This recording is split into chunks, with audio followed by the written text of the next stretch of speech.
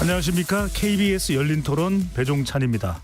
KBS 열린토론 오늘은 정치권 밖에서 국회를 바라보는 정치토크 국회 외사당 시간입니다. 얼마 전 공개된 넷플릭스 정치 드라마 돌풍이 정치권 안팎에서 관심을 모으고 있는데요. 드라마의 주인공과 배경이 된 사건들이 한국 정치사와 운동권 정치인의 면모를 자세히 드러내고 있기 때문입니다. 한때 민주화의 상징이자 한국 사회의 변화를 주도했던 운동권이 최근에는 특권과 부패의 상징처럼 비춰지고 있기도 한데요. 특히 정치권에서는 이들 운동권 출신 정치인들이 특권과 기득권의 중심에 있다는 비판을 받고 있기도 합니다. 우리 사회가 바라보는 운동권 출신 정치인들, 그들은 어떤 모습이고 또 어떻게 변화해 왔는지 정치권 외곽의 내분의 시선으로 살펴보도록 하겠습니다. KBS 열린 토론 지금 출발합니다. 치열한 토론 속에서 더 나은 세상을 찾아갑니다. 올바른 세상을 만드는 첫걸음. 평일 저녁 7시 20분 KBS 열린 토론.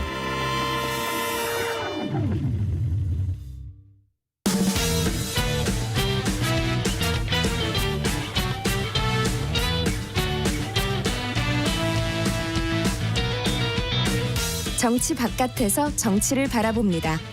국회 외사당. 오늘 국회 외사당 함께해 주실 어벤져스 4분 소개합니다. 곽용희 한국경제신문 기자 나오셨습니다. 안녕하세요. 김도형 한국일보 정치부 기자 자리해 주셨고요. 안녕하세요. 이동수 청년정치크루 대표 나오셨습니다. 안녕하십니까. 이은지 문화일보 정치부 기자 함께합니다. 안녕하세요. KBS 열린토론 문자로 참여하실 분은 샵 9730으로 의견 남겨주실 수 있고요. 단문 50원, 장문은 100원의 정보 이용료가 붙습니다. KBS 1라디오의 모든 프로그램은 유튜브에서도 함께 할 수 있으니까요. 많은 분들 들어와 주시고 구독 꾹 눌러주시고 좋아요도 보내주시면 좋겠습니다. 자, 오늘은 운동권 정치에 대한 이야기를 좀 나눠보겠습니다. 네 분도 혹시 뭐 학창 시절에 공공학번인가요? 어떻게 되나요? 저는 공공학번입니다. 네. 저는 08입니다. 네. 이 학생 운동 뭐 해보신 적 있는지도 궁금합니다. 금동 기자는요?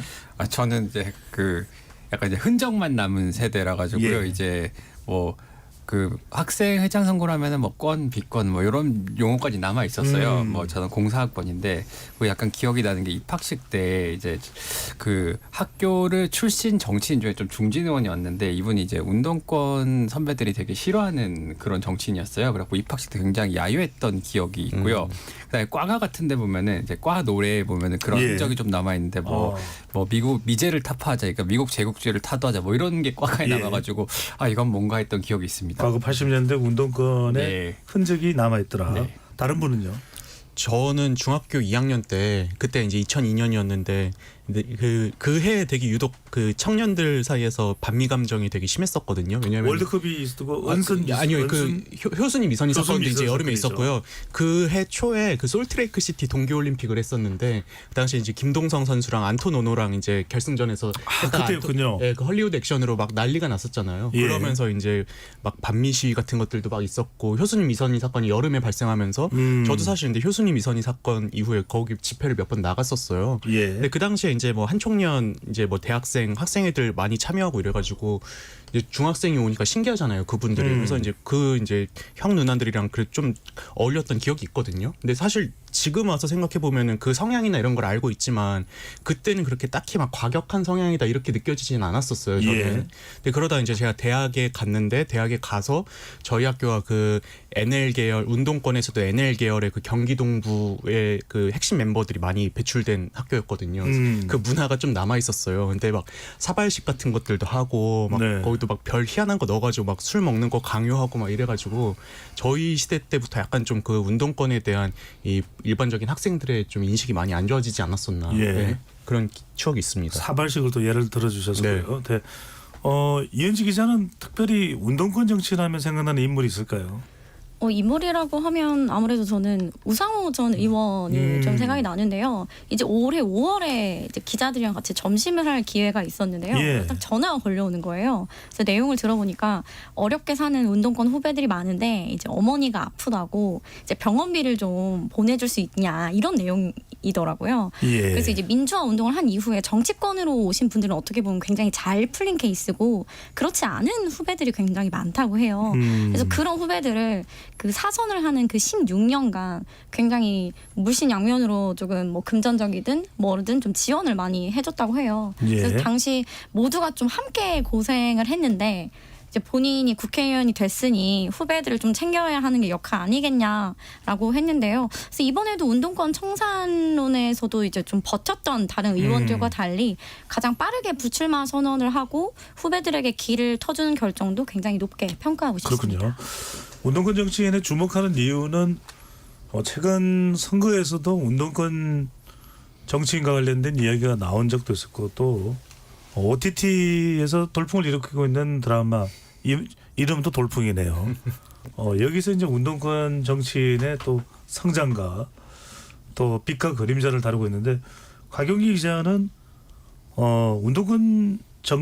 운동권 정치에 대해서는 어떻게 인식을 하고 있나요? 저는 사실은 저희 친척 중에 한 분이 전대협 활동을 하시다가 옥살이를 한 5년 정도 하신 분이 계세요. 그래서 국회의원까지 이제 하셨었는데 근데 이제 그때 저는 오히려 그 활동을 제가 직접 본 건 아니지만 이제 예를 들어서 어머니 갑자기 깨우시더니 고모 잡혀가셨다더라 뭐 이런 얘기를 들었으면서 제가 그때 느낀 게 그 옥바라지 하는 그 가족들의 가정을 보면서 이게 운동권 하는 분들의 어떤 부담이 본인한테만 있는 게 아니구나. 이게 가족들과 어떤 그 수많은 주변 사람들의 인생을 송두리째 바꿔놓을 수 있는 경험이라는 걸 되게 잘 알았던 경험이 있습니다. 그리고 이제 그때 이제 제가 정확하게 기억하는 게 93년도에 그 김영삼 문민정부가 들어섰을 때 이제 우연찮게 제가 그때 영자신문을 하나 구해서 읽었는데 거기 뭐라고 돼 있었냐면은 이런 얘기가 있어요. 그러니까 한국의 군부는 아직 움직임이 없다. 근데 이게 지금 우리가 아프리카에서 정권 교체하면 보는 시선이거든요.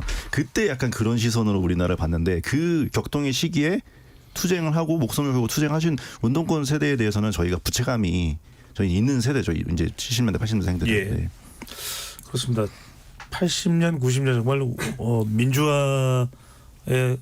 민주화 운동이 이제 절정에 이르던 그런 또 시점으로 볼 수 있는데 이은지 기자는 지난 총선에서 운동권 심판론이 등장을 했습니다. 국민의힘의 당시에는 이제 비상대책위원장이고 지금은 이제 국민의힘의 한동훈 대표가 주장했던 내용인데 운동권 심판론의 배경, 부각된 부상했던 이유는 뭐라고 해야 될까요? 사실 운동권 심판론은 나온 지가 9년도 넘었습니다. 그 민주당 내에서 늘 공천이든 지방선거든 뭔가 우리가 혁신을 하자 이럴 때마다 나왔던 이야기인데 이제 한동훈 후보 같은 경우에 이걸 꺼내는 이유가 원웨이고 어떻게 보면 비정치인이잖아요. 그렇기 때문에 조금 여의도 기존의 문법, 어떤 기득권 여의도 정치를 타파하고자 그 대표 성격으로 운동권 심판론을 들고 나온 것 같아요. 그런데 결과적으로는 이제 실패였다라는 평가가 중론이고요. 또 한동훈 후보와 운동권이 좀 대비되는 느낌이 있어서 그걸 좀 10분 활용한 것 같아요. 이제 한동훈 현재 대표죠. 한동훈 대표의 이제 주 지지층이 2030 남성들이 보는 시각이 이제 한동훈 대표는 이제 성실히 대학 시절을 보내고 자신의 노력으로 검사로 성공한 엘리트 느낌이라면 이제 운동권은 당시 그런 시대적 상황 때문에 뭐 그 당시 뭐 수업을 거의 못 갔거나 이제 성실히 다닐 수가 없는 상황이었잖아요. 근데 민주화 운동을 하고서도 취직이 어렵지 않았던 호시절을 보낸 기득권이다라는 인식이 있다고 합니다. 그래서 그 민주화 운동을 명예 삼아서 지금 기득권을 누리는 그런 특혜를 받은 그룹으로 좀 명확히 이분화를 하고 있는 느낌이에요. 네. 그런데 사실 이재명 이제 당시 민주당 대표와 조국혁신당 대표는 사실 운동권과는 거리가 멉니다. 그래서 더더욱 전략 실패고요. 이재명 민주당 당시 대표는 이제 운동권은 전혀 딴 세상을 살았던 사람이에요. 이재명 대표와는 좋은 대학에 들어가서 뭐 생계 걱정이나 취업이나 이런 것들보다는 이런 1차원적 문제가 아니라 한 차원 높은 민주화 운동을 했던 사람들이고요. 이제 이재명 당시 대표는 초등학교만 졸업해서 공장에서 일해서 생계를 걱정하고 검정고시를 봐서 대학에 들어간 케이스이기 때문에 시작부터도 다르고 이 운동권들과 시대 정신도 차이가 있을 수밖에 없습니다. 네.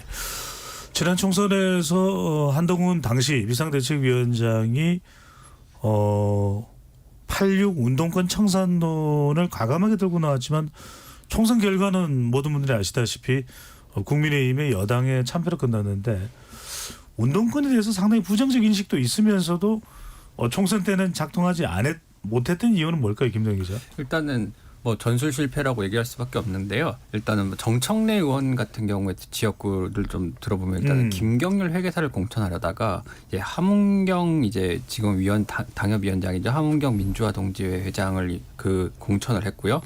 그다음에 민주당에서 원래 임종석 전 의원이 출마하려고 했었던 서울 중송동갑에는 민주당의 전현희 의원이 나왔단 말이에요. 여기서 근데 국민의힘엔 윤희숙 전 의원을 공천을 했었고요. 그다음에 윤건영 의원 지역구에다가는 태영호 의원이 나갔단 말이에요. 근데 뭐 지금 운동권 자객 공천이다라고도 볼 수가 있겠네요. 예, 근데 이게 자객이라야 자객이 되는 거거든요. 이 사람들 이게 전체적인 선거 판세에 영향을 미치기 위해서는 그 운동권 지역구에 투입한 이제 자객들이 뭔가 새로운 상징성을 만들어내야 되는데 제가 지금 말씀드렸던 함은경 그리고 윤희숙 그리고 태영호 이 세 사람을 딱 봤을 때 어떤 종류의 그 공감 동질성 등을 발견할 수가 없잖아요. 아하. 이게 그 준비된 공천이 아니고 약간 주먹구구식 공천이라고 보여질 수밖에 없었고 운동권 심판해야 되는데 누굴 하지 이 사람 하면 되겠다 뭐 이런 식으로 진행이 됐던 게 제일 컸던 것 같고 두 번째는 이 당내 논의 여기 준비하고 있었던 국민의힘 당내 위원장들도 있고 이런 분들에 대한 그 충분한 그 뭐랄까 설득 작업도 부족했어요. 그러니까 자기 지역구에 와가지고 갑자기 여기 누가 나갈 거다라고 얘기하니까 그분들의 반발이 있었던 거고 내부 결속도 이루어지지 않은 상태에서 더군다나 이런 지역들은 민주당 우세의 지역들인데 뭐 그렇게 하다 보니까 전혀 이제 전술로서 효과를 거두지 못한 걸로 볼 수밖에 없을 것 같습니다. 그래서 저는 어떻게 생각하냐면은 기본적으로 국민의힘이 여당이잖아요. 그러니까 여당이면 우리가 이 정책을 움직일 수 있는 권한을 가지고 어떤 이제 정책을 하고 어떤 이제 어떻게 국가를 이끌어가겠다 이런 비전을 보여줬어야 되는데 심판론 그것도 이제 야당 심판론을 들고 나온 데서 일단 저는 첫 번째 패착이었다고 생각을 하고요.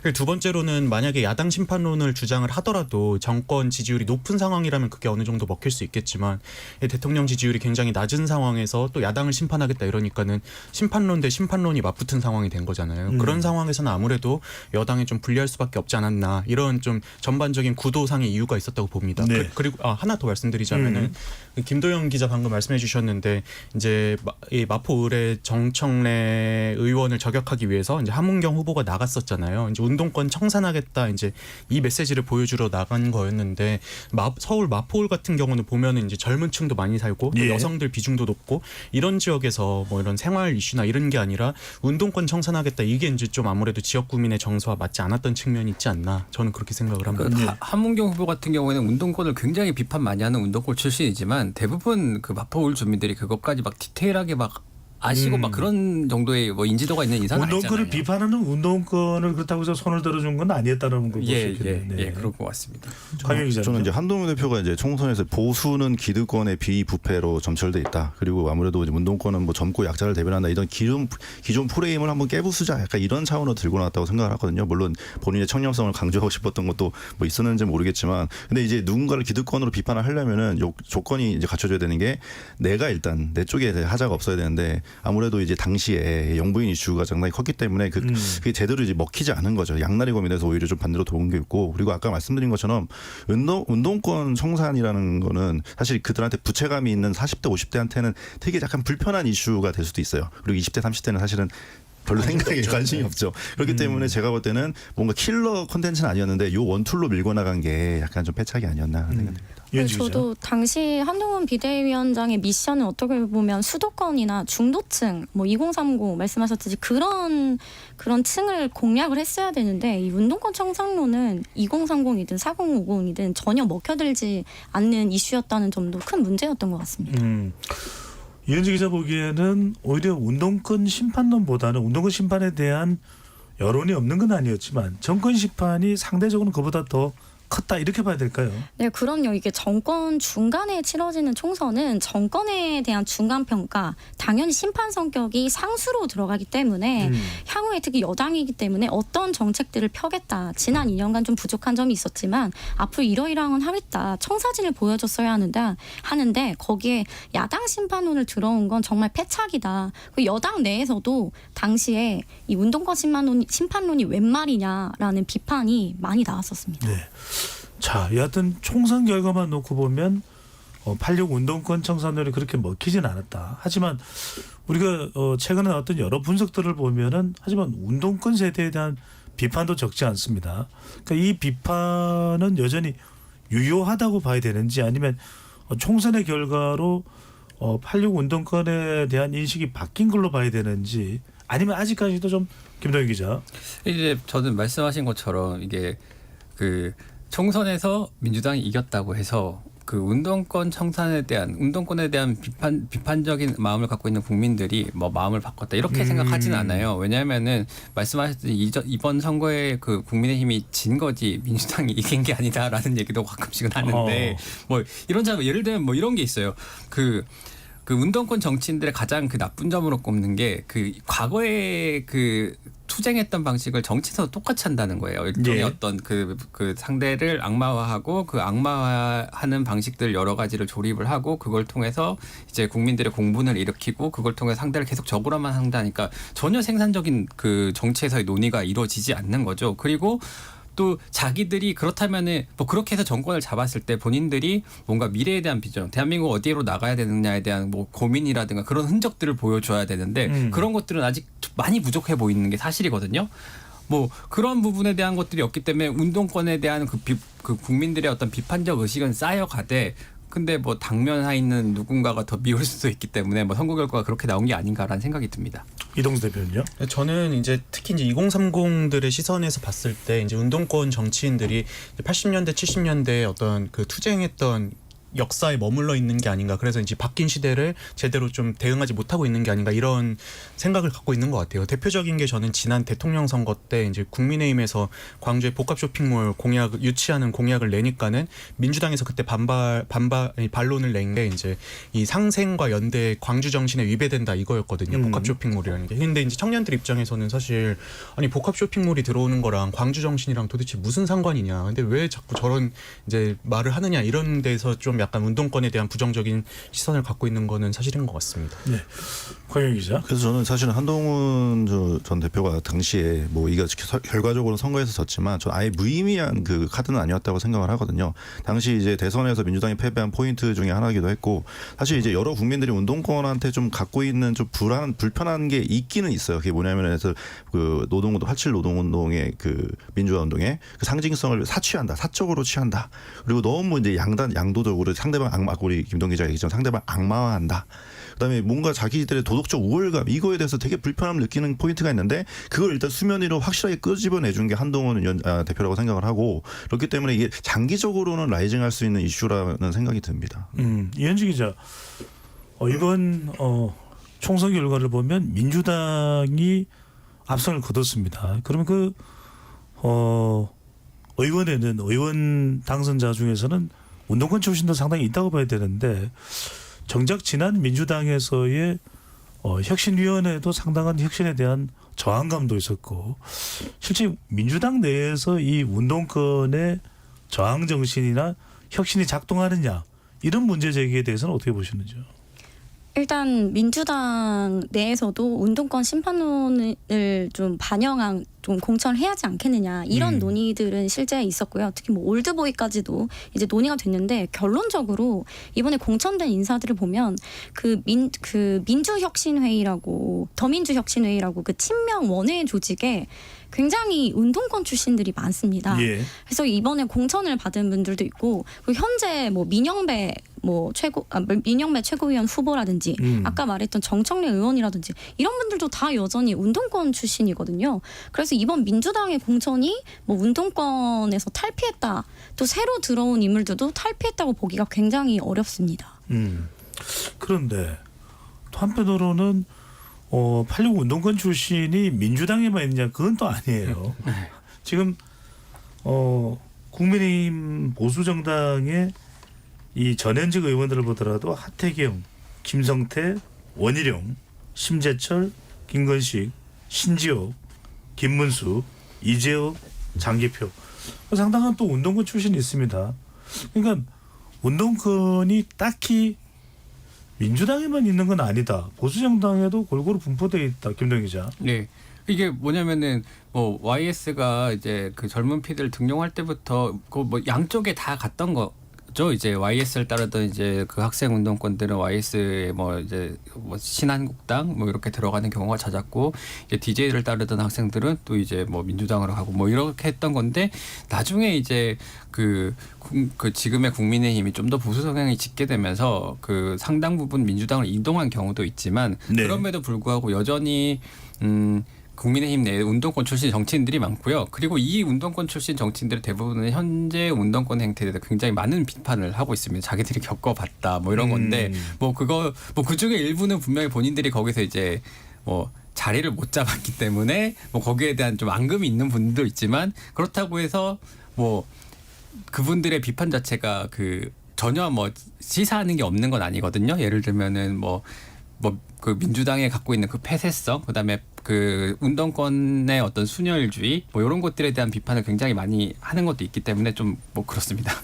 저는 이게 근데 이렇게 막 뭐 운동권 인사들이 보수 정당도 가고 이렇게 된 이유 중에 하나가 이제 87년 민주화 이후에 이제 빠르게 지역구도로 개편이 됐잖아요. 예. 그 전까지는 권위주의 정권 세력 대 민주화 세력 간의 이제 구도로 이제 정치권이 좀 대결을 계속 해왔는데, 이제 87년 민주화 직후에 이제 뭐 호남 아니면은 경북, 경남, 충청 이런 식으로 지역구도로 개편이 되면서 그 구도가 좀 퇴색 기존의 구도가 이제 좀 흐릿해진 면이 또 크게 작용하지 않았나 싶습니다. 그러니까 나는 부산 출신인데 우리 YS가 지금 여기 가면 나도 저기 따라가야겠다 이렇게 판단한 분들도 그때 많지 않았을까. 저는 그런 것들이 좀 작용했다고 보고요. 두 번째로는 이제 말씀드린 것처럼 김영삼 이제 전 총재가 이제 91년인가요? 2년에 이제 3당 합당을 한 것도 또 이제 재야 인사들의 이동에 또 큰 영향을 끼쳤다고 저는 보고 있습니다. 박유 기자는 어떻게 보십니까? 70, 80년대에는 비슷한 저항의 목소리, 마치 이 드라마 돌풍의 초반부에 나오는 것처럼 희생과 저항을 강조했다면, 우리 90년대 이후의 운동권의 방향은 정치적 이해관계에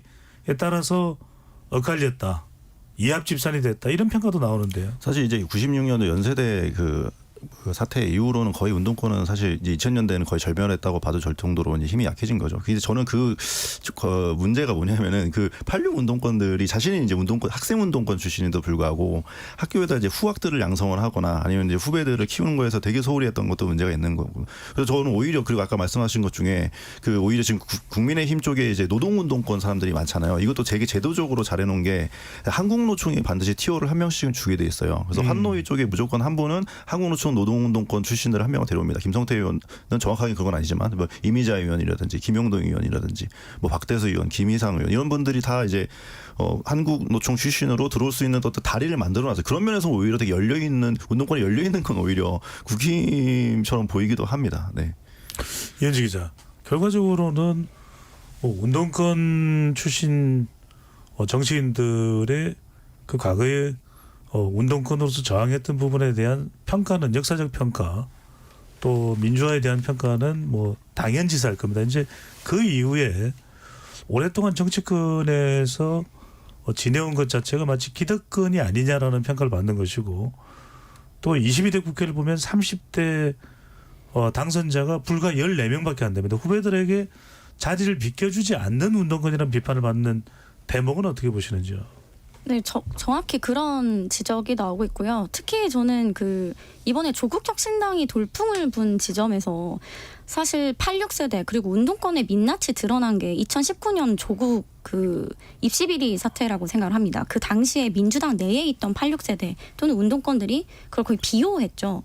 어떻게 보면은 결국 유죄 확정이 나진 않았지만 2심까지 결과로 보면은 인턴 확인서를 자식에게 허위로 좀 한다든지 그런 친소 관계를 이용해서. 근데 사실 86세대 모두가 그랬던 건 아니지만 예. 그러한 관행적인 부분이 있었다라는 말을 말을 민주당 내 86세대 의원들이 굉장히 많이 했고요. 또 그런 것을 좀 합리화하는 말을 하는 경우도 있어서 그때 굉장히 실망이 컸는데 그래서 당시에 그 86세대에 대한 2030의 그 실망도 컸다고 생각을 합니다. 그런데 이번에 조국혁신당이 또 대거 들어왔잖아요. 또 그 조직에는 86세대들이 또 많이 포진해 있어서 여전히 정치가 그 86세대와 운동권의 굴레에 벗어나고 있지 못한 게 아닌가라는 생각이 듭니다. 예. 저 같은 경우 이제 좀 많은 어쨌든 변화가 보이는 게 사실은 기존의 어떤 그 매체에서 운동권을 다룰 때는 뭐 그 돌풍에서처럼 그 입체적인 묘사는 거의 없었거든요. 되게 이제 다양한 부분이 공존하고 있잖아요. 인간의 뭐 선과 악이라든가 뭐 이런 부분이 그런 측면에서 봤을 때 어떤 변화가 분명히 있는 거는 맞는 것 같고 요즘에 뭐 운동권이란 정치 뭐 운동권 청산 이런 얘기를 들으면 제가 조금 생각났던 게 고등학교 때 보면은 고등학교 때 이제 역사 배우다 보면 이제 고려 시대 때 뭐 권문세족이 잡았다가 문벌기족이 잡았다가 문세족이 잡았다 그리고 신분진사대부가 등장하고 뭐 이렇게 하잖아요. 근데 지금 그런 식으로 봤을 때는 뭔가 운동권 정치적 상징성을 갖고 있는 집단으로서 운동권 외에 다른 집단은 지금 없는 것 같아요. 이제 관료 집단 정도를 제외하면은 그러면은 이 사람들도 역시 이제 시대적 그 소임을 다했고 그 이후의 소임을 본인들이 찾지 못한다면은 사라져갔던 다른 정치적 집단이랑 비슷하게 다 같이 사라져갈 건데 그러면은 거기를 어떤 사람들로 좀 채울 것인가 그리고 새로운 집단은 또 어떻게 나타날 것인가에 대한 그 고민을 정치권에서 좀 수혈이라든가 이런 부분을 통해서 좀 해야 될 것 같아요. 지금은 그게 보이지가 않아요. 근데 저는 그게 이제 정당의 지배 구조가 그동안 많이 바뀌어온 이유가 가장 크다고 생각을 합니다. 그러니까 이제 지금 운동권이라고 우리가 표현하는 86세대 정치인들이 대거 이제 입성한 게 2000년에 당시에 이제 뭐 김대중 이런 대통령 이런 분들이 이제 네. 젊은 피를 수혈한다고 해서 이제 여럿을 영입했었고 2004년에 이제 노무현 대통령 탄핵 그 역풍 맞으면서 열린우리당이 이제 폭발적으로 성장할 때 그때 이제 대거 입성을 한 거잖아요. 예.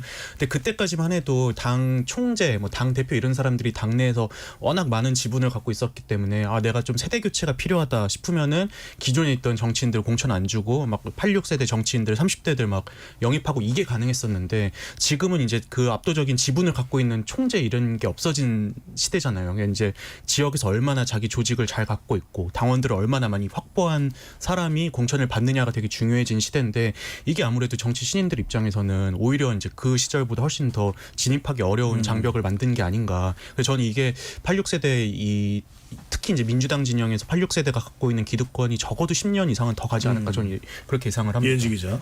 김두영 기자가 이야기한 것처럼 이 중진들 현재 이제 4선 5선이 된 그 운동권 86들의 역할론이 보이지 않는다는 말에 굉장히 공감을 하는데요. 지금 민주당 내부에서 약간 비판의 대상이 되고 있는 사람 중 하나가 비명계 내부에서 바로 이인영 의원입니다. 지난번에 거의 586 운동권의 대표 주자 또는 맏형으로서 지난번에 공천을 받아서 이번에 5선이 됐는데요. 지금 뚜렷하게 활동을 공식적으로 하는 게 없고 또 어떤 불만이 있냐면 이번 전당대회 때 이제 비명계 쪽에서는 이재명 이제 당대표 후보에 대항해서 이인영 의원 정도는 좀 희생을 하든지 나와서 좀 당을 다채롭게 만들고 더 나은 방향으로 만들어야 되는 거 아니냐. 그런데 나오지 않았잖아요. 이를 두고 굉장히 비판이 많이 나오고 있는 상황입니다. 강경 기자한테 이 부분을 질문드리지 않을 수가 없는데 지금 파리올림픽에서 맹활약하는 우리 올림픽 금메달을 지금 기존 목표를 뛰어넘어서 역대 최다 금메달 타이 기록을 지금 기록하고 있죠. 우상혁 선수나 또 다른 선수들의 금메달이 나오면 우리가 더 역대 통틀어서 최고 기록이 될 텐데 그래서 나오는 소리가 올림픽에서는 MZ세대가 역할을 하는데 정치권에서는 불과 MZ세대가 14명밖에 안 된다. 물론 운동권의 역할도 대단하긴 한데 후배들이 설 자리가 없다. 이 부분은 어떻게 보시는지요? 그러니까 이제 사실 86세대가 정치권에 제대로 진출한 것 자체는 그 이해할 만한 상황이 있어요. 왜냐하면 우리나라 정당 정치 역사가 짧고 이제 독재화 시대를 너무 오래 겪었기 때문에 어쩔 수 없이 이제 정치 신인을 찾으려면은 운동권 출신들, 학생 운동권 출신들은 특히 이제 이미 정치적인 활동을 해왔고 그 다음에 이제 수천 표를 움직일 수 있는 사람들이 있기 때문에 그 사람들을 데려오는 것 자체 이해할 수 있는 구석이 있습니다. 운동권 한다고 정치하면 안 되는 건 아니잖아요. 근데 문제는 이분들이 그럼 들어와서 그 시스템을 바꿨냐, 정당 정치를 제대로 실현시키면서 정치 신인 후학을 키울 수 있는 시스템을 만들었냐라고 하면은 저는 그거에 대해서 완전히 실패한 86세대 완전히 실패했다고 생각을 하거든요. 정말 아까 말씀하신 것처럼 10년 더 갈 수 있는 상황이라면 더 이제 정치 신인들은 이제 제초가 돼버리는 상황이 될 건데 이 상황에 대해서는 86이 좀 책임을 져야 되는 거죠. 내가 용퇴를 해서 책임을 지라는 게 아니라 이 시스템을 만들려는 좀 노력을 보여야 되는데 지금으로서 현재 전혀 안 보이고 지금 86이 계속 올림픽 나가겠다고 얘기하는 것과 똑같은 상황이 벌어지고 있는 겁니다. 네.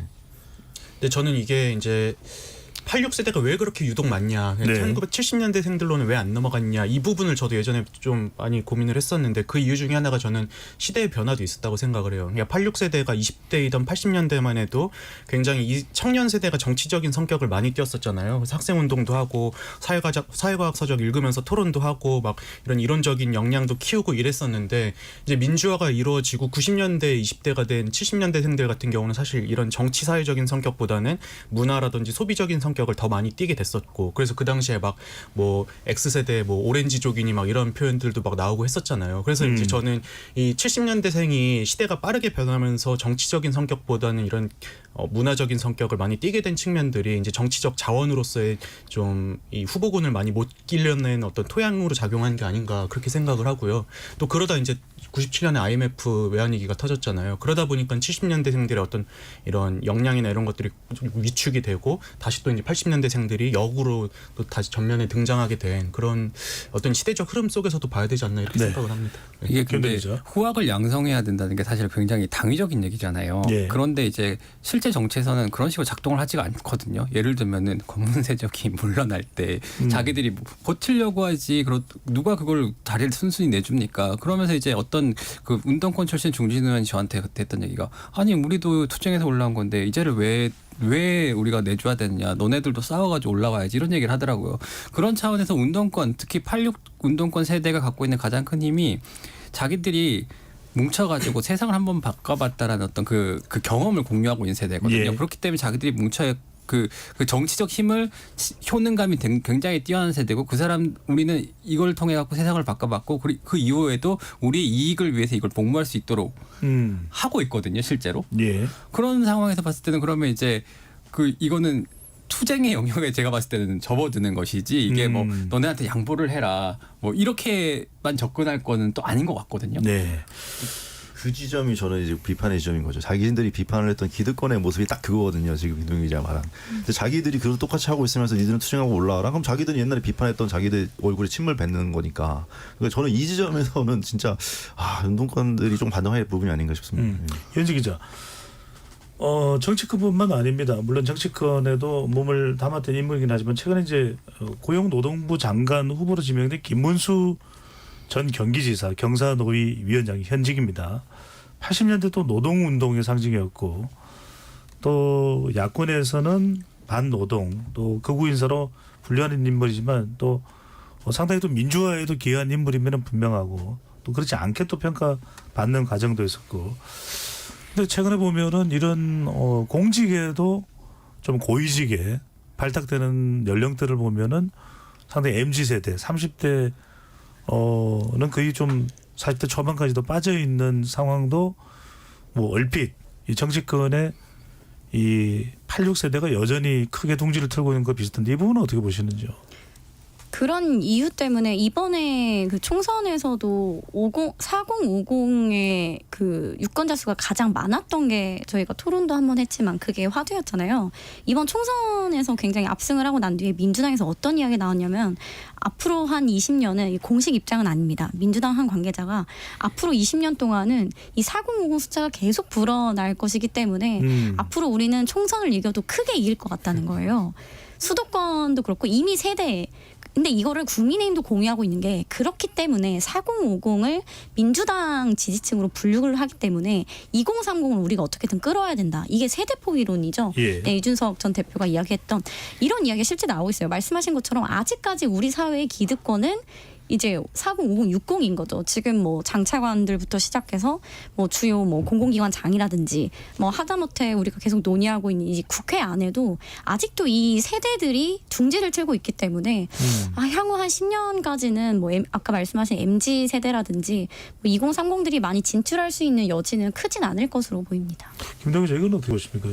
지금 뭐 국회가 공전 상태고 21대 국회보다 22대 국회가 더 암울하다 이런 평가까지도 조기에 나오고 있는 상황인데 이것도 운동권 정치 문화가 그대로 상당 부분을 잠식하고 있어서 끼치는 영향으로 봐야 될까요? 어떨까요?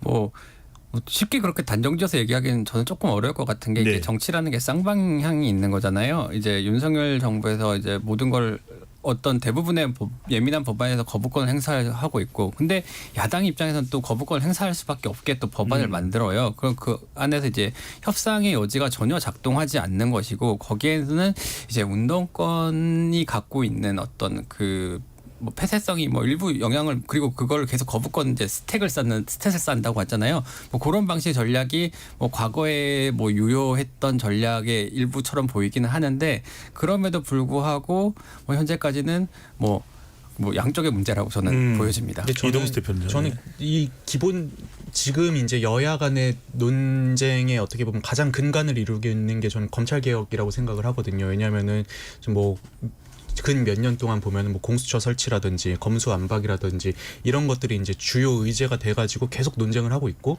어떻게 보면 윤석열 대통령이 그 문재인 정부 시절에 검찰총장이 될 수 있었던 것도 그 당시에 뭐 검찰 개혁에 대한 의지를 가장 강력하게 보여줬다 뭐 이래가지고 됐다는 거잖아요.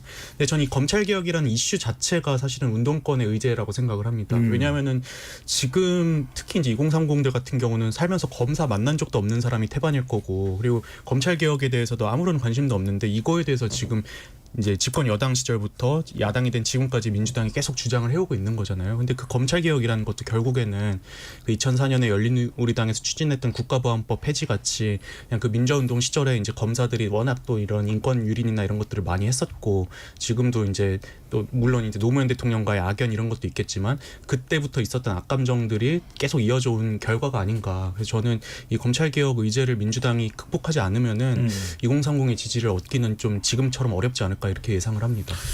드라마에도 보면은 그 돌풍에서도 주요 과제가 이제 검찰 개혁인데, 광영 기자, 좀 이 협상과 토론을 통해서 해결책을 찾아내는 훈련에 익숙한 세대들이 국회에 많이 진출했다면 오히려 대충면보다는 뭔가 좀 해결책, 절충, 또 협의 이런 것들이 더 잘 됐을까요? 제가 오늘 너무 이제 운동권을 비판하는 것 같은데, 사실 운동권이 이제 피하 식별이 너무 강한 집단이고 도덕적 우월감이 되게 세단 말이죠. 그러니까 이제 원래는 학생 운동을 하면서 되게 많은 토론을 합니다. 아시다시피 안에서 내부에서 정말 치열하게 활동을 하고, 그러면서 분파도 막 생길 정도로 하는데도 불구하고 국회에 왔을 때 운동권을 하나로 뭉쳐서 우리의 도덕적 우월감에 너희들이 침범할 수 없어라는 약간 어떤 도덕적 우월감이 너무 강하게 느껴지는 면이 있어요. 그렇기 때문에 이게 오히려 예전보다 더 운동권이 이제 문재인 정부 집권하면서 운동권이 이제 요직에 들어서면서 오히려 국회에서 대화하고 토론하는 문화가 사라졌어요. 예. 그런데 이제 보좌관들도 그 얘기를 합니다. 문재인 대통령 전후로 나눠가지고 보좌관들끼리 다른 당 보좌관들끼리 얘기하는 일, 또 보좌진들끼리 얘기하는 일도 상당히 많이 줄었다. 그러니까 저는 이게 오히려 그 치열한 토론을 거쳤던 사람들이 오히려 지금은 그걸 해봤자 결국 내가 맞았네라는 그 아집으로 이어진 게 아닌가라는 생각이 듭니다. 네. KBS 열린 토론 정치 바깥의 시선으로 국회를 바라보는 국회 외사당 진행하고 있습니다. 로고 듣고 2부로 이어가겠습니다.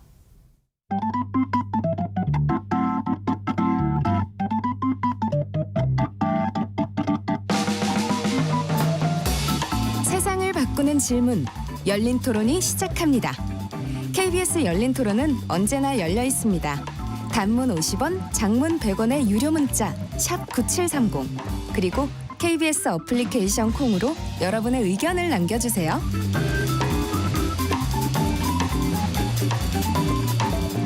KBS 열린 토론 2부 이어가겠습니다. 스튜디오에 김도형 한국일보 기자, 이동수 청년정치크루 대표, 이은지 문화일보 기자, 곽용희 한국경제신문 기자 네 분과 함께하고 있습니다.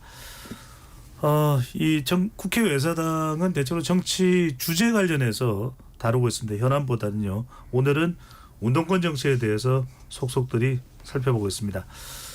우리나라 정치인 이제 분포를 살펴보면 상당수가 또 운동권 출신이라는 점은 또 빼놓을 수가 없는데, 운동권들의 정치 입문이 다른 집단에 비해서 좀 수월했다, 또 경로가 잘 만들어졌다, 이런 평가를 받는 것 같은데 어떤지요, 김도희 기자? 제가 그 부분을 곰곰이 생각해봤는데 분명히 맞죠. 왜냐하면은 이분들이 이제 그러니까 정치를 하려면은 어떤 한 분야에서 성공을 거둔 사람들이 보통 정치를 하잖아요. 뭐 진종호 의원 같은 경우는 뭐 운동에서 성과를 사격입니다. 네, 사격에서 성과를 거두신 분이고 뭐 그렇다 보니까 그 성과를 거둔 어떤 집단이 있고 뭔가 상징성이 있는 사람들이 그 집단을 해야 되는데 이분들이 정치권에 한참 접어들 무렵에 우리나라가 뭔가 뭐 산업적으로 엄청난 대단한 성과를 이뤘던 것도 아니고 뭐 한참 발전하는 시기잖아요. 그러면 이제 우리가 이뤄낸 성과라고 한다면 민주화라는 것인데 그런 민주화를 이뤄낸 어떤 주역들이 그 당시에 주목을 받을 수밖에 없었던 건 당연한 일이고 자연스럽게 정치권 진출도 수월해질 수밖에 없었다는 생각이 들거든요. 네. 저는 이제 좀 다른 측면에서 생각하는 게, 대표. 저는 다른 측면에서 생각하는 게 뭐냐면은 기존 이제 정당 입장에서 이제 신인들을 영입을 할 때 진짜 정치 하나도 모르는 분들 영입하기는 좀 어렵거든요, 현실적으로. 그러면 어느 정도 정치에 대한 이해도 있고 정무적인 감각도 갖춘 신인들을 이제 좀 데려와야 되는데 그게 이제 운동권이었던 것 같습니다. 왜냐하면 이분들이 그래도 정부와 계속 싸우면서 어느 정도 이 정치에 대한 이해도 있고 정책에 대한 공부도 했을 것이고 그러다 보니까 이 2000년대 초반까지는 이제 운동권을 주로 영입을 했고 이 운동권에서 인력풀이 다 떨어졌을 거 아니에요. 그러고 나서 이제 2010년대부터 보면은 시민단체에서 많이 데리고 갔거든요. 그래서 저는 이렇게 정치적으로 준비된 상비군으로서 이제 운동권이 어느 정도 기능을 한 측면도 있다고 봅니다. 그리고 또 운동권 같은 경우는 또 학생회 조직을 기반으로 하고 있기 때문에 네. 그 조직을 또 흡수하는 효과가 있을 것 같고요. 그리고 이동수 대표가 얘기했듯이 그게 끝나고 시민단체로 넘어간 것도 그 시민단체의 또 조직을 활용할 수 있기 때문에 그 정치의 그런 속성 때문에 그렇게 변천해 간 것 같습니다. 네. 진짜 안타까운 게 요즘에 학생회를 찾아보기가 되게 힘들죠. 이제 그렇죠. 총연은 거의 다 없어졌다고 봐야 되고 그래서 학생회가 제대로 기능하는 게 없어서 그 기능을 이제 학생회가 더 이상 못 해주고 있어요. 정치 신인은 어떻게 양성할지가 되게 궁금하기는 해요. 요즘 학생회는 보니까는 이제 뭐 등록금 투쟁 이런 것보다 축제 때 누구 불러오느냐가 되게 관건인 것 같더라고요.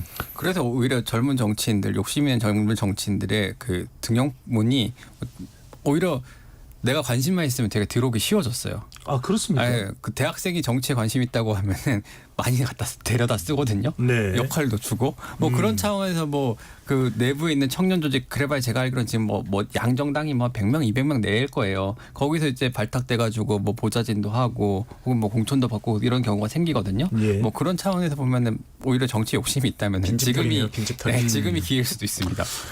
그럼 운동권 정치인들이 대한 평가, 운동권 정치인들에 대한 평가는 분명히 이제 평가가 제각각 다를 수 있는 것이기 때문에 오늘은 그 운동권 정치의 속성에 대해서 우리가 이야기를 주로 나눠본다는 말씀을 재차 강조를 드립니다.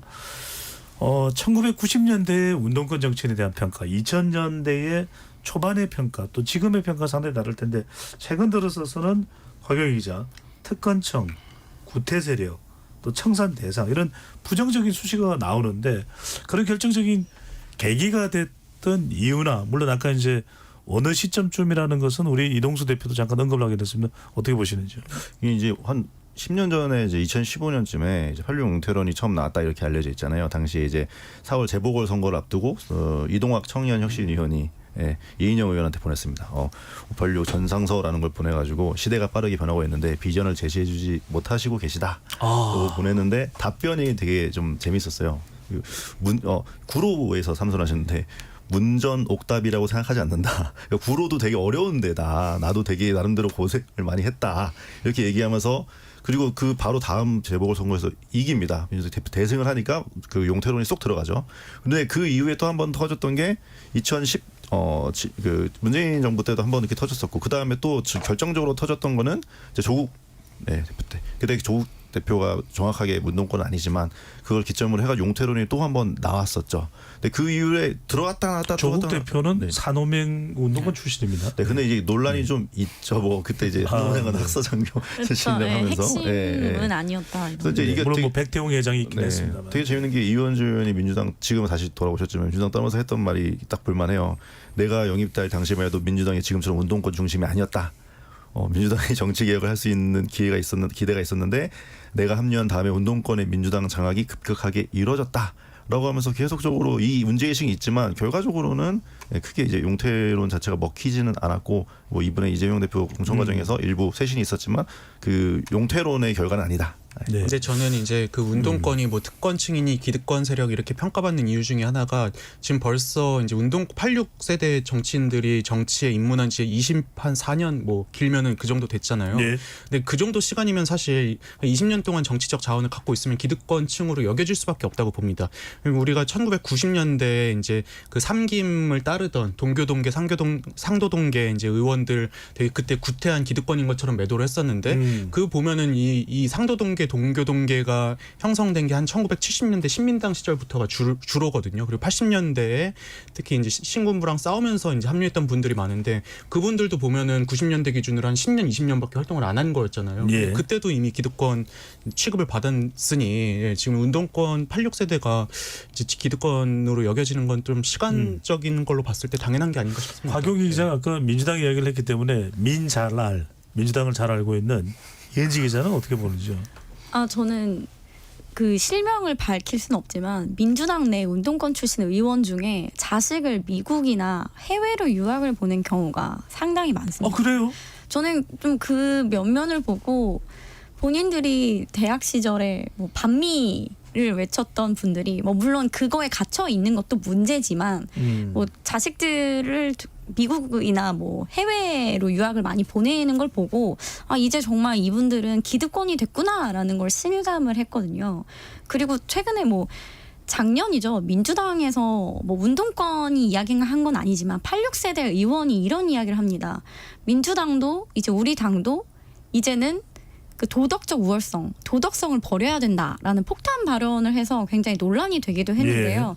지금 민주당이 이제 조국 사태라든지 이런 걸 겪으면서 왜 국민의힘은 뭐 부동산 문제라든지 이런 도덕성 문제에서 뭐 일정 부분 뭐 비교적으로 자유로운데 왜 우린 이거에 매여 있느냐, 왜 우리 스스로 약점을 만드느냐 이런 취지였는데요. 그런 것부터도 이제 본인들이 기득권이 됐으니 그 자신들이 그렇게 비판하던 보수 정당과 어떻게든 동등한 대우를 받고 싶어하는 뭐 도덕적 우월성을 사실상 버리고 싶어하는 이런 것들도 본인들이 기득권이 이미 됐다는 걸 방증하지 않나. 근데 참 운동권에서도 우리가 좀 굳이 조금 더 들어가 본다면 김도현 기자, 예. 이 민주당의 이 구조를 보면은 이재명 전 대표를 강력하게 지지하는 전대협 출신들은 주로 이제 97세대, 그러니까 90년대 학번 70년대생이 되는 것이고요. 당내 기득권 세력으로 지칭되는 한총련 출신, 그러니까 뭐 임종석 전 의원 비롯해서 대체적으로 중진 의원들은 86세대예요. 어떤 차이가 있는 겁니까? 아니 실제로 그 86 의원들은 대부분 공천도 쉽게 받고 당선도 쉽게 된 편이에요. 근데 97들이 들어올 길을 상당히 막았다는 그 뭐랄까 억하심정? 억울함? 왜 저분들은 저렇게 쉽게 하는데 나는 이렇게 어렵지? 이런 분들이 좀 많아요. 예, 뭐 사실은 뭐 더민주 전국혁신회 여기에도 그런 분들이 많이 주축이 돼 있고요. 뭐 그런 상황에서 봤을 때 이제 이재명 대표 사실은 뭐 변방의 대표라고 얘기를 하잖아요. 뭐 당 주류에 있었던 것도 아니고 그냥 그분들이 이재명 대표를 중심으로 많이 모였던 것도 사실인 것 같고 그러면서 이제 86 운동권의 공간이 점점 좁아지는 것도 사실인 것 같아요. 제가 아무래도 이제 80년대생들인 전대협 세대가 이제 한 2000년대부터 대거 영입이 되면 이제 진입을 하면서 국회의원도 많이 되고 했잖아요. 근데 아무래도 이제 앞선 세대가 너무 이른 나이에 국회의원이 돼버리니까는 그 다음 세대인 70년대생들 입장에서는 사실 비집고 들어갈 틈이 많이 없었던 것 같고 그래서 이제 그 후신인 한총련 세대 같은 경우는 아무래도 이제 우리가 이제 언더독과 손을 잡고 이거를 뒤집어야겠다 해서 이제 이 한총련 출신 뭐 예를 들어서 강의원 뭐라고 해야 되나요? 그 더민주 혁신회의 뭐 상임대표 이런 분들이 이제 이재명 전 대표와 손을 잡게 된 게 아닌가 저는 그렇게 생각을 합니다. 실제로 이제 97세대들은 이제 고등학생 때 그 87년을 경험을 한 세대잖아요. 그런 부분에 대한 것도 분명히 있을 겁니다. 민주당 내에서 86세대를 좀 대표할 수 있는 정치인 또 90년대생으로 대표할 수 있는 정치인 누구라고 봐야 될까요? 저는 일단은 86세대 그러면 전 사실은 우상호원이 제일 기억이 많이 남아요. 왜냐면은 86세대 뭐 그 운동권 중에서 뭐 전대협 의장 같은 걸 하신 건 아니지만은 정치권에 들어갔고 원내대표하면서 가장 많은 그 두각을 보여주신 분이고 그리고 실제로 의원들 사이에서도 어쨌든 간에 영향력이 뭐 의장했던 분들보다 훨씬 나은 것 같아요. 임종석 의원이나 뭐 아니면은 이인영 의원 같은 분들보다는 훨씬 더 많은 것들을 보여준 분이라고 생각하고 97 세대는 글쎄 잘 모르겠습니다. 사실은 막 기억에 남는 의원이 별로 없어요. 장경태 의원도 학생회장 출신이긴 합니다만 거기는 83년생입니다. 83년생이요. 네. 97세대 같은 경우는 뭐 지난번에 전당대회에 나왔던 강훈식 네. 뭐 의원이라든지 뭐 강병원, 박주민 의원은 네, 어때요? 박주민 의원도 이 축에 끼긴 합니다. 의원은 아니지만 이제 한동훈 대표도 사실은 어떻게 보면 97세대라고 저는 볼 수 있을 거라고 보고요. 근데 저는 그 세대, 예를 들어서 어떤 세대가 그 세대를 과연 대표할 수 있는가, 상징성이 있는가도 되게 중요한 것 같아요. 근데 60년대생들 사이에서 전대협 세대는 저는 그래도 어느 정도 대표성은 있다고 생각합니다. 예. 물론 대학생이 많지는 않은 시절이었지만 그래도 이제 광범위한 지지를 얻었었잖아요. 근데 70년대생들 사이에서 한총련 그 지도부나 이런 데가 이제 과연 그만한 지지를 얻었을까 했을 때 저는 좀 그거는 의문을 갖고 있고요. 그래서 네. 이제 한총련 출신 정치인들이 뭐 97세대를 대표한다고 보긴 어렵지 않나 이렇게 생각을 네. 합니다. 예. 60년대, 70년대, 뭐 90년대까지 뭐 막힘없이 이야기하는 이동수 대표는 뭐 60년대생은 아니죠. 네. 감사합니다. 황영 기자는요? 그래서 97년생들, 97세대 입장에서는 좀 환장할 노릇이 아닐 수가 없죠. 자기들은 제대로 누린 것도 없는데 또 87세대는 용태론 나오면은 아주 이제 난리 치니까. 근데 웃겼던 게 또 되게 절망적인 발언이 옛날에 87세대가 어떤 얘기를 했냐면은 이제 용태론이 나오니까 뭐라고 정확하게 얘기를 했냐면은 야 우리가 뭐 전부 다 잘 된 것도 아니지 않냐. 뭐 우리가 당 대표를 해봤냐, 뭘 해봤냐, 해본 것도 없어서 우리 일괄적으로 나가라는 거 우리에 대한 차별다 이런 식으로 발언하는 분이 계셨는데 이 얘기를 97이 들었을 때 얼마나 좌절했을까. 한 번씩 돌아가면서 하겠다는 건가? 이런 이제 생각이 들더라고요. 2년 전 전당대회 때 이제 97세대론이 확 떴잖아요. 네. 그때 이제 강병원 의원, 강병원 전 의원, 박용진 전 의원, 그 다음에 강훈식 의원 이렇게 세 사람이 이제 경선에 참여를 했었는데 70년대생이죠. 네, 70년대생이죠. 근데 그 분들이 그 처음에 나가라고 권유를 한 분이 바로 이인영 의원이라고 합니다. 그 한국일보에서 단독 기사로 이제 도원결이라면서 기사도 났었던 적이 있는데요. 예. 그 자리를 이인영 의원이 만들어서 너네가 이제 좀 세대를 바꿔보자. 너희가 이재명 대표에 대항해서 한번 이번에 나가봐라. 좀 이렇게 했다고 합니다. 그래서 결국 나갔는데 좀 결론적으로는 잘 안 됐죠. 박용진 전 의원이 나갔었나요? 네, 박용진 당대표로? 전 의원도 나갔었고 박용진 전 의원이 2등인가를 했었고 네. 그다음에 강훈식 의원은 중도에 사퇴를 하게 됩니다. 예. 그래서 추후에 이제 이인영 의원을 만나서 이야기를 들은 게 얘들은 판을 깔아줘도 못한다라는 말을 하시더라고요. 아하. 그러니까 뭐 아까 전에 뭐 본인들은 뭐 투쟁에서 올라왔는데 막상 97에게 자리를 또 열어줘 보니 내가 좀 잘 못하더라 이런 평가를 좀 내리셔서 그런 부분은 좀 97세대들도 조금 생각을 해야 하지 않나. 자리를 깔아줘도 못하더라. 김동기 근데 기자. 그게 어떻게 좋은 보세요? 자리가 아니었잖아요. 그게 자리를 뭘 깔아줬는지 제가 잘 모르겠어요. 이게 과거처럼 안 좋은 자리에다가는 97 내보내고 그러니까. 본인은 안 본인도 안 나가고 약간 이런 예, 거 저도 그런 아닌가 그래서 생각이 비판을 받는 지점도 있는 것 같습니다. 이인영 의원. 네. 오늘은 여기는 60년대생은 없으실 거죠. 네네. 자, 이현지 기자가 말씀을 한 김에 민주당 내에서도 86그룹 용태론이 처음은 아니잖아요, 그죠? 2015년 때 이후로 쭉 그런 내용들이 있었다고 하는데 조금 간략하게 소개를 해주시면요. 아까 곽영희 기자가 좀 잠깐 소개를 해주시긴 잠깐 소개를 했습니다. 해줬는데요. 이제 86 용태론이 처음 나온 건 이제 9년 전이죠. 2015년 4월 재보궐선거에서 이제 이동학 청년혁신위원이 이제 86그룹 이인영 의원에게 서한을 보내면서 시작이 됐고요. 네. 그럼 이후에 2019년 이제 10월에 86세대인 이제 민주당 이철희 당시 의원이 총선 불출마 선언을 한 뒤에 그 586 세대 책임론을 꺼내듭니다. 당시 어떤 말을 했냐면 민주화 탄핵에 성공했지만 이제 우리가 마침표를 찍을 때가 됐다라고 말을 합니다. 이제 그쯤에 386 세대에게 헬조선의 책임이 있다라는 내용의 386 세대 유감이 출간돼서 인기를 모았는데요. 그런 것과도 좀 일맥상통하는 내용이었어요. 근데 하지만 86 그룹의 반발이 굉장히 컸습니다. 우상호 당시 의원은 모욕감을 느낀다. 박홍근 의원은 우리가 당대표를 했냐 대통령을 했냐라고 반발을 했고요. 2020년 총선에서 대승을 거두면서 이 논란은 사그라들게 됩니다. 그리고 가장 최근에는 2021년에 박지원 당시 민주당 공동비상대책위원장이 팬덤 정치 결별 그리고 86그룹 용퇴를 발표해서 당이 발칵 뒤집혔는데요. 이제 6일 지방선거를 일주일 앞둔 상황에서 이런 이야기들이 나와서 당내 지도부에서 좀 비공개 회의에서 고성이 오가기도 하고 예. 좀 지도부가 갈등을 빚기도 했습니다.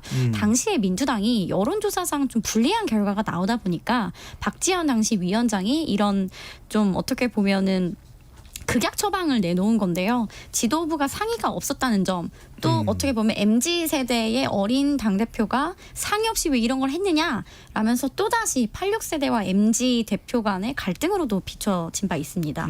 또 가장 최근에는 이제 전당대회 돈봉투 의혹이 불거진 예. 이제 송영길 전 더불어민주당 대표의 구속, 또 공천을 앞두고 이제 민주당 내에서 다시금 86세대 용퇴론이 제기된 바가 있습니다. 김대희 기자. 이제 근데 민주당의 고민이 느껴지는 부분인 게 비우면 채워야 되거든요.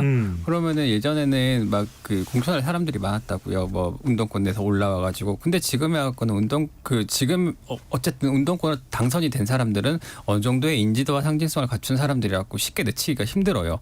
근데 만약 그래서 이제 시민사회에서도 그 인력풀을 축원을 했었지만 지금에서 시민사회 인력풀도 많이 고갈됐다라는 얘기가 나오는 상황이고, 그래서 이제 문재인 정부 때는 이제 관료들도 이제 민주당이 좀 변화를 한다고 데려오려고 했었거든요. 근데 지금은 그것마저도 막힌 상황이라 가지고 그 말씀하셨던 것처럼 아까 이제 97세대들이 이재명 대표와 함께했던 분들이 이번에 좀 많이 들어온 케이스인데, 그럼 이제 다음 총선에는 누구를 비우면은 누가 또 들어올 것인가에 대한 고민을 국민의힘도 그렇고 민주당도 그렇고 좀 해야 되는데 잘 보이지는 않습니다. 이게 양당이 운동권 출신들을 쓸 수밖에 없는 게 이 정치를 아까 말씀드린 것처럼 정치를 좀 아는 사람들을 그래도 데려와서 공천도 주고 선거도 뛰게 하고 이래야 되는데 아무것도 모르는 분들 데리고 올 수는 없잖아요. 그러면은 저는 이게 이제 정당에서 본인들이 그럼 인재를 잘 육성해서 그때그때 배출했어야 되는데 이런 노력을 안 하다 보니까는 선거에 직면해가지고 뭐 운동권에 누구 없냐, 시민단체 누구 없냐, 전문가 누구 없냐 이것만 반복되다 보니까는 결과적으로 만성적인 인력난에 시달리고 있게 된 게 아닌가 저는 그렇게 생각을 합니다. 예. 네, 강윤 기자. 그런 식으로 모셔온 다음에 능력이 좀 부족하다는 식으로 프레임을 짜서 그분들을 몰아내고 역시 내가 해야 돼 라는 이 시스템이 반복이 되고 있는 거잖아요, 수년째. 그러니까 이거는 정말 고쳐야 될 문제고, 당 차원에서도 정당 정치를 좀 하고, 지역에서 86세대 중에도 지역에서 엄청 활동하고 계시는 분들 계시거든요. 조용히 밑거름이 되시면서 지역에 계시는 분도 많고, 저도 아는 그런 86세대 분들 조용히 그러니까 공식적으로 국회의원이나 이런 정치적 자리에 있지 않더라도 지금 나이가 60 가까이 되는데 최저임금 받는 근로자분들이 일하시겠다고 지금 민주노총 맨 말단 조직에서 일하시는 86세대들도 되게 많으세요. 네. 근데 그런 거에 대한 배려는 전혀 없는 모습으로밖에 보이지가 않는 거죠, 지금은. 네. 자, 한편으로도 같은 86세대라도 86세대랑 좀 86세대에 근접해 있는 그런 운동권 출신 중에서도 가령 이현지 기자, 뭐 정청래 의원 같은 경우에 법사위원장으로서도 승승장구하고 있고, 또 이인영 의원 오늘 유독 많이 이름이 연락 오는 등장했는데 거 아니에요? 이인영 의원도 장관 출신에다가 승승장구하고 있고요. 반면에 박용진 전 의원, 또 강병원 전 의원은 또 상대적으로는 그렇지 못한 경우인데 어떤 차이 때문에 그렇게 되는 겁니까? 그 어떤 차이냐라고 하긴 너무 개별 사안들이 그렇습니다. 있었고 네. 또 이번 공천 문제가 있었는데요. 저는 이제 정청래 의원이 굉장히 대단하다라고 느낀 게, 오늘 좀 뭘 찾아보다가 이분이 시대 흐름에 따라서 자신의 정치적 입장을 굉장히 유연하게 바꾸는 분이지 않나. 그래서 뭐 문재인 정부 때든 아니면 지금의 이재명 체제의 민주당에서든 모두 잘 나가는 것 같아요. 이분이 과거 문재인 정부에서는 국민의힘이 논평을 하나 냈더라고요. 이제 정청래 의원을 향해서 친문 확증 편향에서 벗어나라. 문재인 정부의 순장조가 되려 하느냐, 지지자만 보지 말고 국민을 좀 봐라라는 논평을 냈을 만큼 당시 친문 호소를 굉장히 많이 했던 분으로 보여져요. 근데 현재는 또 친이재명계로 탈바꿈해서 현재의 지지층이 원하는 말을 사이다처럼 해주고 있잖아요. 그런 측면에서 좀 상황 변화에, 어떤 정권 변화에 혹은 리더십 변화에 잘 적응하신 분이 아닌가 생각이 듭니다. 그러니까 저는 정청래 의원 같은 경우는 그냥 우리가 운동권으로 분류해야 되는가 그 생각부터 저는 드는 게, 왜냐하면 이분이 물론 뭐 이제 미문항원에 이제 좀 방어도 하려고 하고 폭탄도 투척하려고 했다는 그런 이야기는 있지만, 네. 미대사관이었나요? 예, 아무튼 미대사관이네요. 예. 과거 89년입니다. 89년에 운동권으로서 활동을 했다 이렇게 설명하겠습니다. 활동을 하긴 했었지만은 근데 그 당시에 뭐 운동권대 사이에서 중역을 맡았던 것도 아니고, 그리고 본인이 그 정체성을 계속 어필해온 것도 아니라고 저는 보거든요. 오히려 이분은 이제 운동권 출신 정치인이라기보다는 폴리테이너라고 해야 되나요? 이제 뭐 팟캐스트라든지 유튜브에서 종횡무진 활약함으로써 이제 그 지지층의 어떤 팬덤을 좀 이끌고 있는 그런 정치인으로 분류해야 되지 않나, 저는 그렇게 생각을 합니다. 예. 알겠습니다. 우리가 오늘 근데 상당히 이제 좀 분석적 차원에서 토론을 하다 보니까 운동권이 남긴 그 정치적인 공과에 대한 평가를 하고 있는데 여기서 이렇게 마무리를 하면은 또 이 시간 이후부터 계속 제 이제 그 SNS가 도배될 거예요. 우리가 잘한 일도 많은데 배 소장 그럴 수 있냐, 왜 그래? 그래서 따지고 보면 또 민주화를 이뤄낸 우리 역사의 산 정인이기도 하고 또 고도성장 시대에 상당히 많은 역할을 했던 50대와 60대의 그 또 세대라고 볼 수 있는 거 아니겠습니까? 그런 차원에서 우리가 운동권에 대한 또 긍정적 평가도 반드시 할 필요는 있을 것 같은데요. 김당 기자. 일단은 제 생각에는 그분들이 국회에 들어오면서 되게 좀 탈권이 이런 건 분명히 있었던 것 같아요. 뭐 유시민 작가 같은 경우에는 이제 당시만 해도 국회 들어갈 때 정장 안 입으면 난리가 났었던 거잖아요. 그때 이제 백바지 입고 처음으로 이제 개원에 하얀 바지 입고 이렇게 국회 개원식 참여하고 난리가 났었고 뭐 그런 종류의 어떤 생활 문화적인 면에서는 많은 변화를 분명히 이끌어낸 것 같고요. 뭐 그리고 또 어쨌든 민주화 운동을 했던 상징성이 있는 사람들이 국회에 와갖고 그 민주화 얘기를 계속해서 하는 것 자체는 우리 사회가 그렇게 뭐 나쁘진 않은 것 같아요. 다만 늘 말씀드렸듯이 이제 그 이후에 본인들이 무엇을 할 것인가에 대해서는 계속해서 고민을 해야 되는데 뭐 너희가 뭘 해봐라. 그럼 자기들은 뭘 했는지 전 잘 모르겠거든요. 네, 뭐 그런 부분에 대해서는 조금 정치 집단으로서 같은 동질성을 가진 세대들로서 자신들이 뭘 이뤄내고 이제 은퇴를 해야 될 것인지에 대한 고민이 필요할 것 같습니다. 네, 곽영 기자. 저는 이게 아까 말씀드린 것처럼 운동권이 그 당시에는 시대적 필연적으로 정치권으로 진출할 수밖에 없는 상황이었어요. 왜냐하면 정치권이 대대로 이제 정치신에 대한 인큐베이터 역할을 못 하고 있는 상황이었기 때문에 그렇기 때문에 저는 아까도 말씀드렸지만 운동권에 대한 기본적인 리스펙은 충분히 있습니다. 근데 문제는 그 이후에 아까 말씀드린 것처럼 후황 양성을 안 하고 또 이제 본인들의 까임 방지 권의 어떤 한도를 좀 아셔야 되는데 이 정도면은 그냥 나는 이렇게 고생을 했는데 이 정도면 내가 앞으로 더 누릴 수 있어라는 관념이 너무 보이고 그 어떤 도덕적 우월성에서 그러니까 홍명보 감독도 욕 먹는 시대인데 그 국가적 영웅도 너무 이제 과대평가하는 게 아닌가라는 생각이 들어서 이것에 대해서는 조금 좀 아프고 쓰리더라도 고민을 하셨으면 좋겠습니다. 네.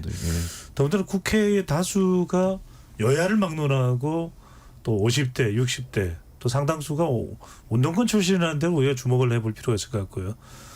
지금 파리올림픽에서 투혼을 발휘하는 우리 선수들에 대한 평가가 만점, 국회가 또 빵점 이렇게 되는 식으로 가서는 안 될 거라는 의미에서도 오늘 이 토론이 중요하다는 판단이 되는데요.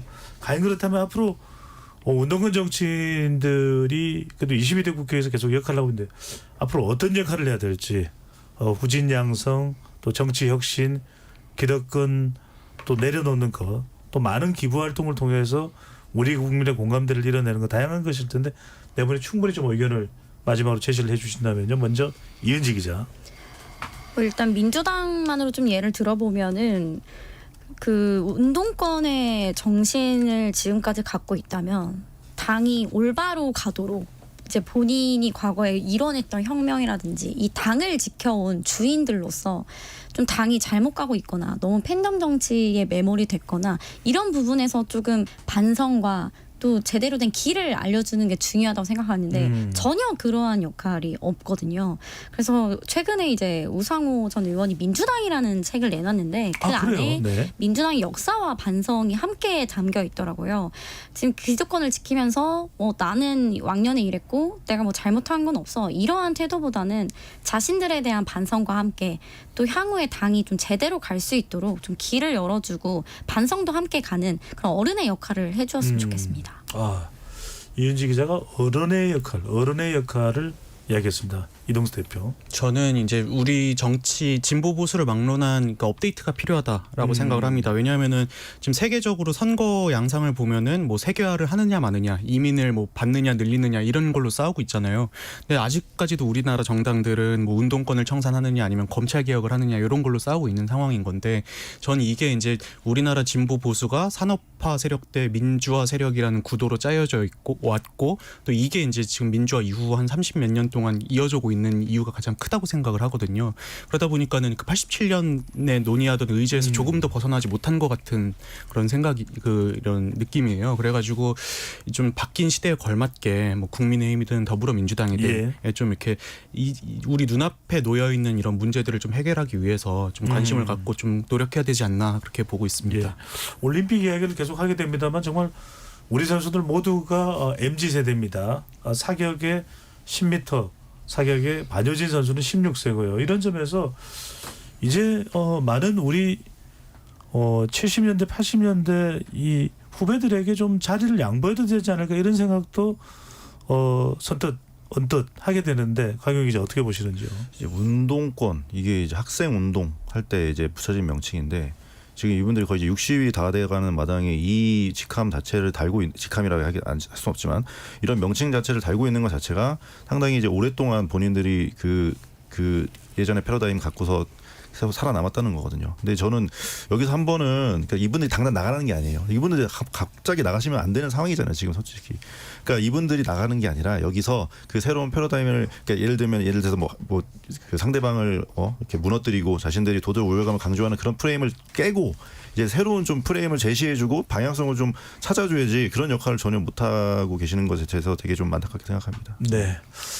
물론 뭐 오늘 자리가 막연히 운동권 세대를 정치인들을 비판하기 위한 토론은 아니라는 점을 거듭 강조드리고요. 김도희 기자. 저는 이제 운동권 정치인과 운동권을 좀 분리를 해야 된다고 봐요. 운동권 출신 정치인들은 분명히 자신들이 갖고 있는 개개인의 역량을 통해서 새로운 정치적인 활동을 할 수 있다고 봐요. 근데 운동권이라는 동질성을 가진 집단으로서 정치에서 역할은 전 이제는 없다고 보거든요. 이제 지금 그리고 본인들도 그걸 너무 잘 알아요. 지금 내가 운동권 했어라고 자랑스럽게 내밀면서 이렇게 선거 나가고 그걸 강조하는 분들은 없잖아요. 자기가 이제 지역에서 뭘 했거나 아니면은 내가 이런 것들을 했다는 걸 하는 거지. 공천 때는 제가 운동권이었습니다라고 얘기할지 모르겠지만은 그런 차원에서 봤을 때 이제 운동권 정치인 개개인 실제로 그런 고민들을 하시는 분들이 많아요. 운동권 출신으로 정치권에 입문을 했지만 내가 여기서 뭘 할 것인가. 나는 그런 고민들이 좀 다시 모여가지고 집단으로서 우린 이런 것들을 해내야겠다라는 생각을 할 수 있었으면 좋겠다는 거고 그리고 현실적으로 운동권 정치인들이 집단으로서 있잖아요. 그분들한테 저는 좀 꼭 해드리고 싶은 말씀이 뭐냐면은 자신들이 읽어놓은 그 성과를 좀 존중할 필요가 있지 않나. 예를 들면 이게 무슨 말씀이면 87년 체제로 인해갖고 직선제 얻어내고 절차적 정당성, 절차적 민주화는 이뤄낸 거잖아요. 거기에 따라서 우리 사회가 움직이고 있는데 그 시스템 자체가 잘 움직이고 있는데 그 부분까지 형해화시키면서 뭔가를 본인들의 정치적 의사를 관철하려고 하는 것들에 대해서는 저는 자기부정이라는 생각을 많이 했거든요. 그런 차원에서 좀 많은 고민들을 해주셨으면 좋겠습니다. 정치의 큰 발전을 위해서 운동권 정치에 좋은 마무리 또 변화도 있어야 되겠죠. 지금 22대 국회에는 20대는 한 명도 없고 30대는 고작 14명밖에 안 된다는 것도 우리에겐 경종을 울리고 있습니다. 재난방송 전해드립니다. 전국적으로 폭염특보가 발표됨에 따라 무더운 날씨가 계속 이어지고 있습니다. 충분한 물 섭취해 주시고요. 현기증, 두통 증세가 있으면 시원한 장소를 이용하여 온열 질환을 예방하고 폭염 대비 철저히 해 주시기 바랍니다. KBS 열린 토론 국회 외사당 이것으로 오늘 모두 마무리하겠습니다. 네 분 토론 고맙습니다. 감사합니다. 지금까지 KBS 열린 토론 배종찬이었습니다.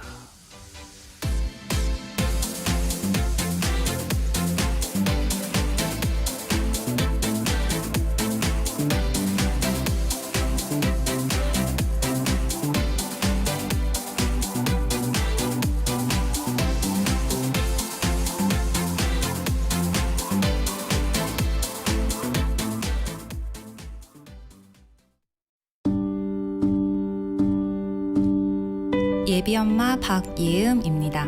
저는 내년 1월에 태어날 아가를 기다리고 있고요. 아이가 이제 빨리 오지 않고 자연적으로는 조금 생기기가 어려워서 이제 시험관을 좀 시도를 했었어요. 이게